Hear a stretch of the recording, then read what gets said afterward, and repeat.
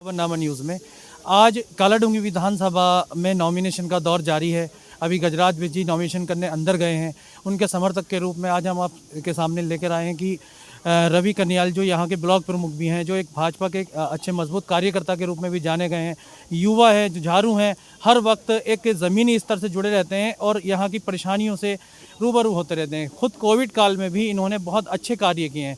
ऐसी क्या मजबूरी आन पड़ी जो इन्होंने भाजपा का साथ छोड़ के एक निर्दलीय प्रत्याशी जो गजराज विज जी के रूप में उनको समर्थन किया। सबसे पहले तो मैं प्रमुख जी आपका अपने उत्तराखंड खबरनामा पर स्वागत करना चाहूँगा और आपसे जानना चाहूँगा कि ऐसी क्या मजबूरियाँ आन पड़ी कि जो आपको भाजपा के चुने हुए प्रतिनिधि का साथ छोड़कर आज एक निर्दलीय प्रत्याशी को मैदान में लाना पड़ा।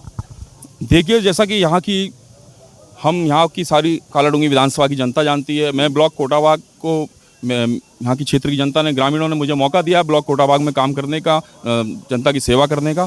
तो मैंने काफ़ी करीब से यहाँ की समस्याओं को देखा। इन 2 वर्षों में, जिस वर्षों में हम कार्यकाल में हम यहाँ पर बैठे, हमने काफ़ी करीब से अपनी ग्रामीण क्षेत्रों की समस्याओं को समझा जनता के बीच में। क्योंकि हम लोग जाते हैं यहाँ पर, कोई सी भी परेशानी होती है जनता को तो रात और दिनों वो हमारे पास आती है। तो हम लोग किसके पास जाएँ? हम कुछ चीज़ें जो हमारे पास नहीं है, जो सरकार में के रहते हुए, सरकार के विधायक और मंत्री जी के रहते हुए अगर उन चीज़ों का समाधान नहीं होगा तो उस सरकार का क्या फ़ायदा, आप ये बताइए, है ना। यहाँ पर लगातार विधायक जी जो बंशीधर भगत जी हैं, लगातार यहाँ पर विधायक हैं, दूसरा कार्यकाल उनका समाप्त हो रहा है और लगातार यहाँ पर मंत्री भी रहे हैं, कैबिनेट मंत्री भी रहे हैं। और उसके बावजूद भी हमारा जो कालाडूंगी क्षेत्र है, हमारा जो ग्रामीण क्षेत्र है, आज जैसे का तैसा ही है। जैसा आज से पूर्व में था, विधानसभा बनने से पूर्व था, आज वही स्थिति आज की बरकरार है। आप यहाँ पर चाहे अस्पताल का मुद्दा ले लीजिए, एक छोटा सा अस्पताल है यहाँ पर, वो केवल रेफर सेंटर बनकर रह गया। हमने इतनी बार प्रस्ताव दिया माननीय विधायक जी को, माननीय मंत्री जी को, यहाँ के जो समाज मंत्री हैं सरकार में रहते हुए, जिनको हमने लगातार, हमारे आम जनता ने प्रस्ताव दिया। मैंने लगातार, आज भी मेरे पास उसकी कॉपी और रिकॉर्ड है, मैं लगातार मैंने इनको बोला कि भाई यहाँ के अस्पताल सही करवा दीजिए। यहाँ की जो छोटी मूलभूत सुविधाएं हैं, किसानों की समस्याएं हैं, यहाँ पर सड़कों की समस्याएं हैं, पेयजल समस्याएं हैं, कई समस्याएं हैं, उनको दुरुस्त चुरुस्त कर दीजिए। लेकिन बिल्कुल भी इन्होंने इस चीज़ को बिल्कुल भी इन्होंने अनदेखी कर दी और मेरे प्रस्तावों पे बिल्कुल भी इन्होंने गौर नहीं किया। प्रमुख जी, क्या विधायक जी यहाँ पे कोई कार्य नहीं करते हैं?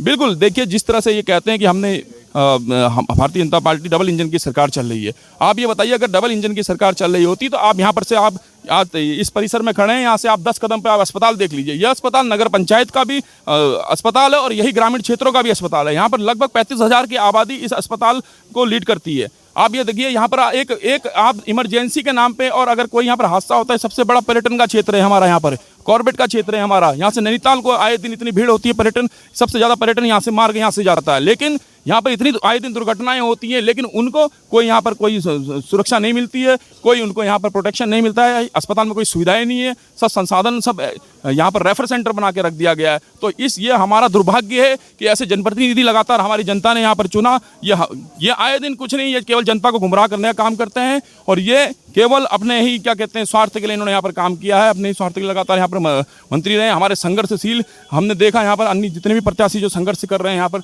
अपनी दावेदारी कर रहे हैं, हमने देखा। लेकिन इस बार जनता ने अपना मन बना लिया है कि इस बार परिवर्तन करके रहेंगे और हम समस्त पंचायत प्रतिनिधि अपने विकासखंड कोटाबाग की ओर से हम लोगों का पूर्ण समर्थन, हम इस बार हम एक अच्छे संघर्षशील, हम जो जनता के लिए जो लगातार जो संघर्ष करते हुए आए हैं, हम ऐसे प्रतिनिधि को इस बार चुनेंगे। विधायक जी कहते हैं कि उनके मुकाबले पे तो कोई है ही नहीं, इसके बारे में क्या कहना?